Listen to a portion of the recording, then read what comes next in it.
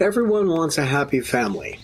My family are a ragtag flock of cockatoos from different backgrounds, each with a different way of approaching their world. I'm going to talk about my recent efforts to bring that family closer together and to stop territorial bickering and posturing. Although I am discussing recent events, this is an ongoing job, a daily effort.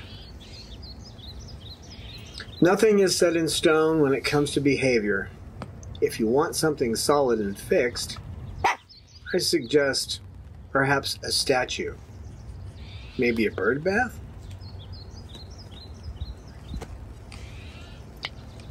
I was the black sheep of my family. Now I have a new family, and it consists of cockatoos who were raised in different situations by humans, quite alien from them. Sadly, because they were raised by humans and not in a flock, they are misfits in our world just as I am. What are my most pressing projects? Dealing with territorial aggression in Barbaloo, Lorelei, Pippa, and Cause. Dealing with Cecil's excitability when he has a toy, or if left in the aviary for short times with other birds. Ensuring that Sugar does not threaten Jasmine. Redirecting Babaloo's energy away from defending my lap in the aviary, as if he owned it. As if he owned it by divine right. Sometimes I wonder if he's been reading Thomas Hobbes. Every bird, and I mean every bird, of course, has some issues to deal with. These are just my most pressing, difficult behaviors at this point in time. I've come a long way down the road to temporary success already. But again, nothing is set in stone. Recently, Babaloo, our male Triton cockatoo, went off the rails and attacked me. He bit my left thumb, and he bit my right ear. It was pretty bloody, and the most difficult thing for me at the time was making sure that the other birds did not get into my blood. But what triggered this behavior? Why would a bird that is obviously bonded to someone attack them? Quite simply, I had changed my appearance. Changing your looks may set off some trigger that is innate to cockatoos. Most notably, a bird in the wild that becomes sick has been observed to be chased out of a flock, sometimes by its own mate.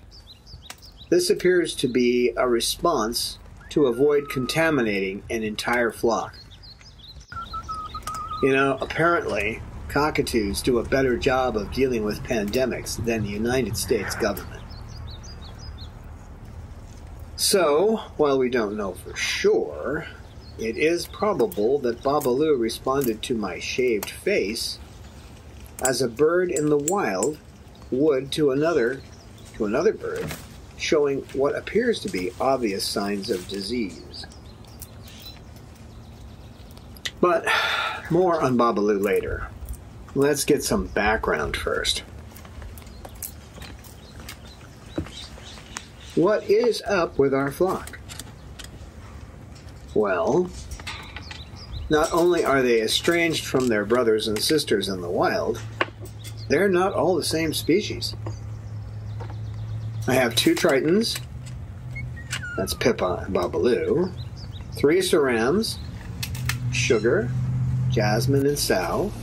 They're commonly called Moluccans in the United States, but there are 1,500 islands in the Moluccan archipelago, so, yeah, Cerams are only found on the Isle of Ceram. And I have 7 umbrella cockatoos. Species behavior does differ somewhat, although most of their behavior is learned, not inborn. There are some differences between species behavior among cockatoos.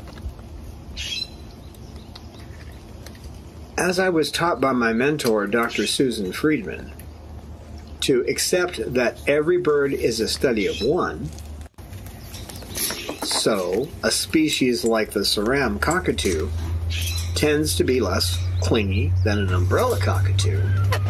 But Sal, a salamander, on the other hand, is a Saram that will stick to your chest like glue whenever he feels free to do so.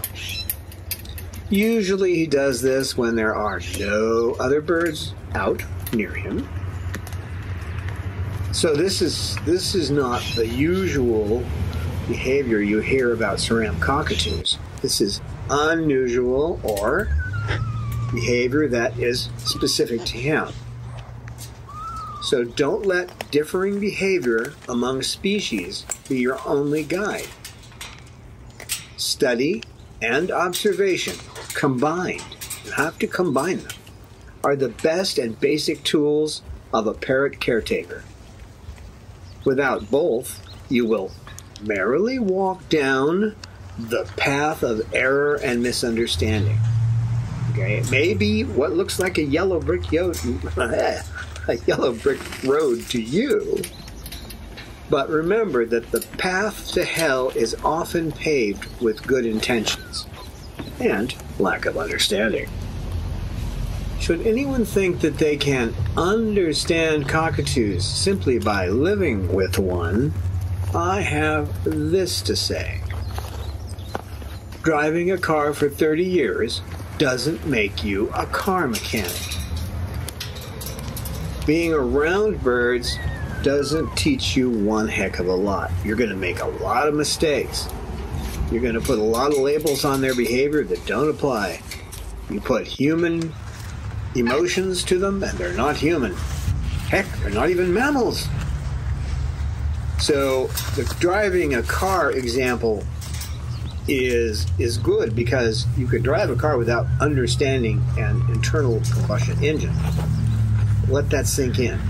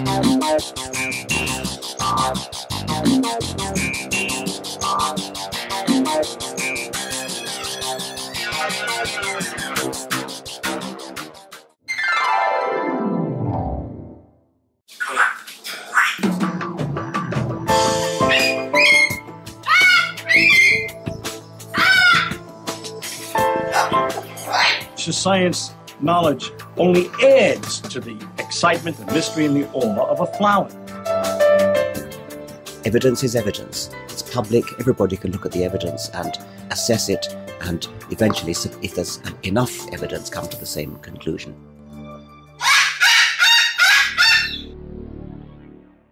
The Chloe Sanctuary for Parrots and Cockatoos, a nonprofit charity dedicated to the empowerment of captive parrots and public awareness.